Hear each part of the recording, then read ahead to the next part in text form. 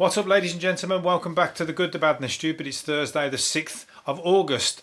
Got it right that time. Well, to your ears, I got it right that time. I've just re-recorded it 4 times and I got my words tongue-tied. So this time I've said Thursday the 6th of August, and that's what it is. That's the way it's going to stay. It's very warm though. I tell you what, I wish I'd have done this earlier and not left it till the middle of the bloody heat, because I want to be outside and I'm absolutely sweating. I need to wear some different attire. I think I need to change my uniform for when it's warm like this. Maybe I need to have some like podcast Speedos, sponsored Speedos maybe, with like sponsored by Benson and Hedges, or like they did in the they do on the snooker when they've got like some really shit company not tattooed, sewn on the back of their shirts or something, like double glazing. Barry's double glazing telephone number, or in the darts they've got them. I could have that on my Speedos.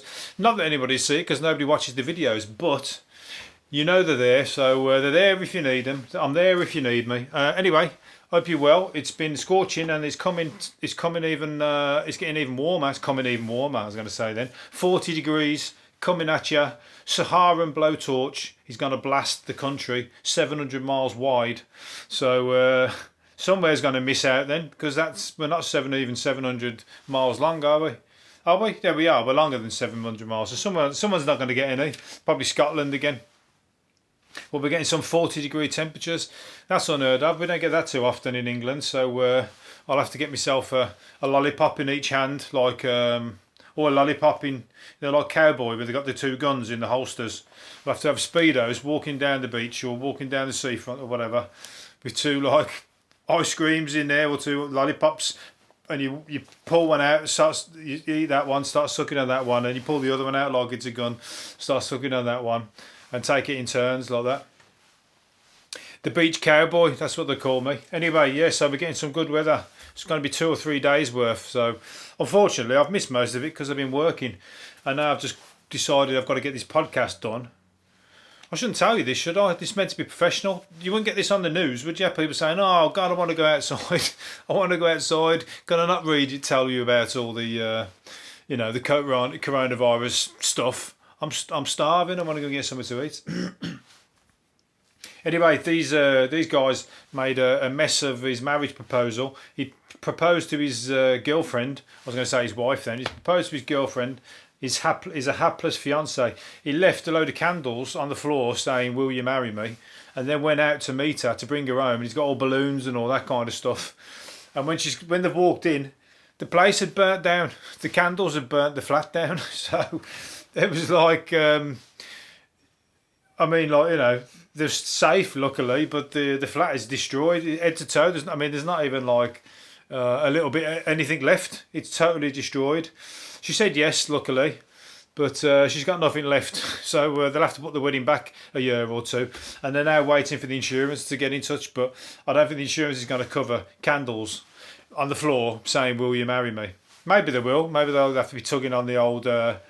you have to get the right person who's like, loves marriage and like is romantic. If someone's just got divorced, they ain't going to be giving you anything. So yeah, that's a shame, because it was all going so well, and is a romantic thing to do. The most romantic thing I've ever seen, burning the flat down in order to get the hand of your good lady. There's a woman found a chicken nugget from McDonald's. McDonald's food's bad enough anyway, but a chicken nugget's bad enough from McDonald's anyway. The fucking food content in it, maybe, or the health benefits of it. But they've just found a McNugget, and they've opened it up, and there was like a coronavirus mask in it. Somebody's battered a coronavirus mask and chucked it in the chicken nuggets, and they've turned it, and it's turned up, and they fucking opened it up, and there's this blue mask inside. That's fucking disgusting, but non-surprising, because people who work at McDonald's, I'm not going to generalise here, but there's a few people who work at McDonald's who don't really want to work at McDonald's, and they're just doing it just to pass through and get a few weeks' work. So they're the ones who are spitting in the burgers and fucking throwing masks in the chicken nuggets. So you could find it's got more nutritional value than most of the usual fucking chicken nuggets anyway. But anyway, so check your food. If you get any from McDonald's, always double check underneath the bun and the stuff and see if anybody's left you anything that shouldn't be there. Not that you'd probably see it because it's probably hidden away, but I mean, you're going to be very unlucky to be the person who finds it, but it does happen. I know people who've worked there, so I know it does happen.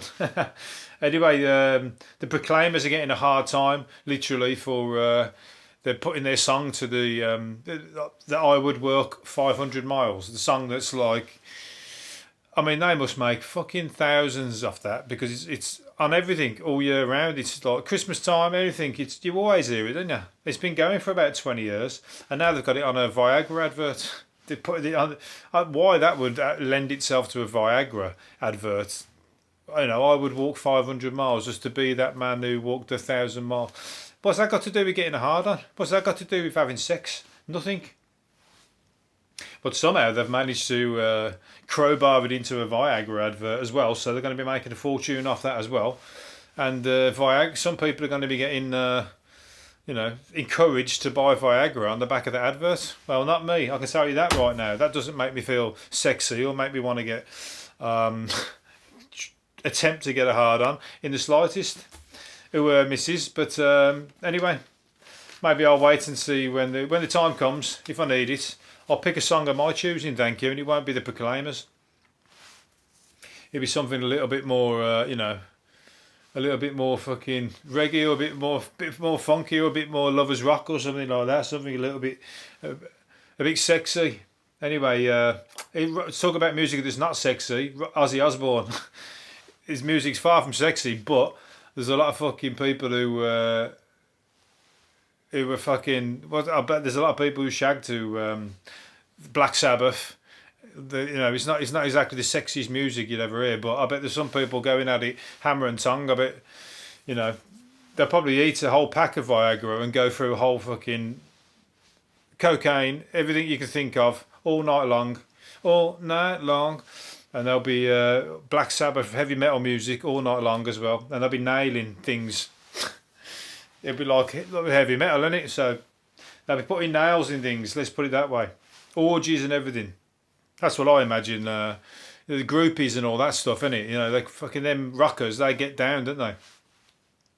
I haven't saw that thing about the Motley Crue, but apparently they were no shrinking violets. Let's put it that way. I don't think they needed much Viagra. They just needed fucking loads of drugs, loads of booze, and loads of girls, and they just got it down. And they just got to work. I mean, that was a fucking. I bet they got tired of it. I was like, fucking hell, I can't be bothered. I just want to watch the telly. I just want to watch Netflix or something like that if it was around. I don't want to have sex with these 5 girls that are knocking at the door. God, give me a break. Anyway, so Ozzy Osbourne. But anyway, what was I talking about?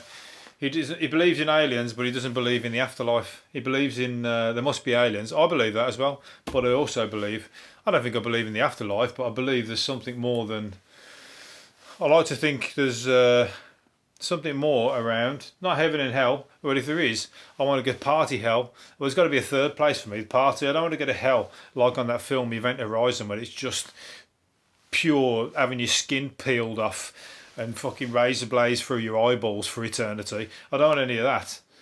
I don't want to be in heaven where it's boring as shit, where everyone's just sitting around like drinking tea and just and cucumber sandwiches watching cricket. No, thank you. I want the party place where it's fucking bit of hedonism, maybe a bit of a cross between the two, halfway hotel.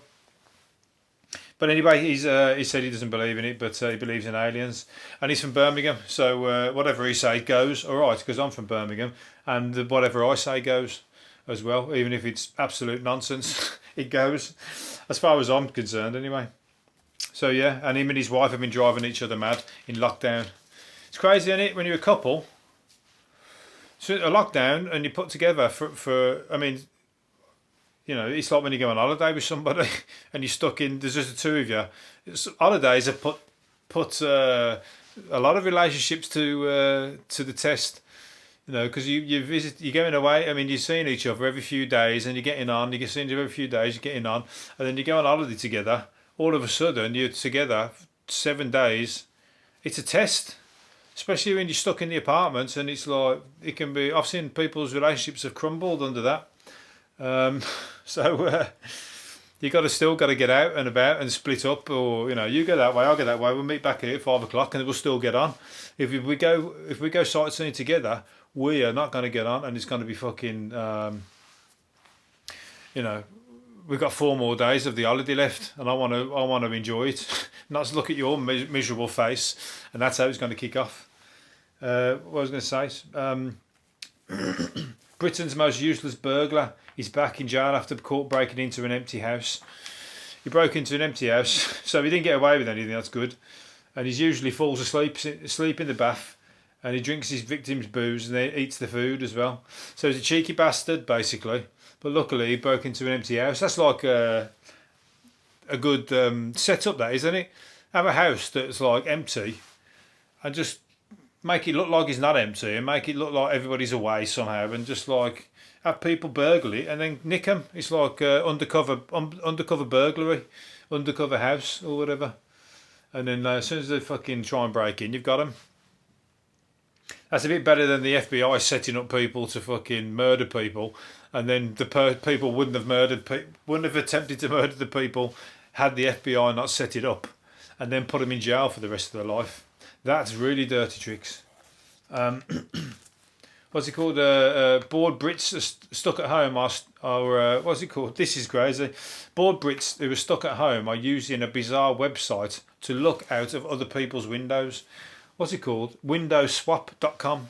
So you basically get somebody else's window up on your computer, and you staring out of their window. If you're bored of looking out your own window, you can just go and look out of somebody else's window through your computer. So it's a good idea, but it's just ridiculous. It's stupid. So you can be like looking at somebody else's. Imagine like somebody in Tuscany. You can look out of somebody's Tuscany window over the fields, over the wine fields, and whatever else. Or you can look out of somebody's block of flat window in Druids Heath in Birmingham, where I'm from.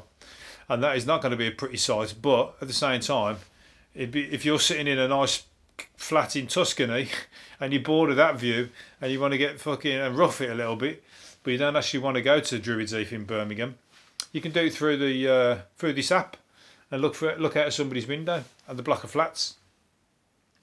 You'll probably see all sorts going on. You probably see burglaries. You probably see drug deals, prostitution. You see it all. It might be your new viewing. You might forget Netflix. That's boring. I want to fucking get back to this block of flats in Druids Heath. It's fucking all happening out that window. It's fucking never a dull day. Right, I think I'm going to leave it on one more thing. A drug dealer advertised half-price cocaine to customers when the football team scored. That's good, isn't it? So if your football team, what team is it? Portsmouth. He's got caught and he's been jailed, but how did he manage that? I don't know how he managed to get caught, but at the same time, that's quite good if you're a football fan and you're a drug dealer and your team scores and he gives you an half-price deal. I think that's enterprising. I think you've got to give him a lenient sentence on the back of him being probably a quite astute businessman. And also, think of how many football fans are down to football pissed, and they're all like fucking a bit loose with their money, and easily tempted. Half price comes at you. You probably would have bought it full price. Half price comes at you, and you're like that fucking back of the net. That's fucking. I'll buy fucking 4 of them off you, mate. That's like a goal for me. I don't care if we lose now. I've got what I want, and I'm out all night. My missus is fucking gonna kick me out, and I'll be wondering what the fuck happened this time tomorrow. And I'll tell you what happened. Your team scored, so there you go. That's what you get if you support a team that's good at scoring, and you've got a drug dealer on speed dial. Right, I'm gonna leave it there. Hopefully you've enjoyed it, and I'll see you again tomorrow. See you later. Bye.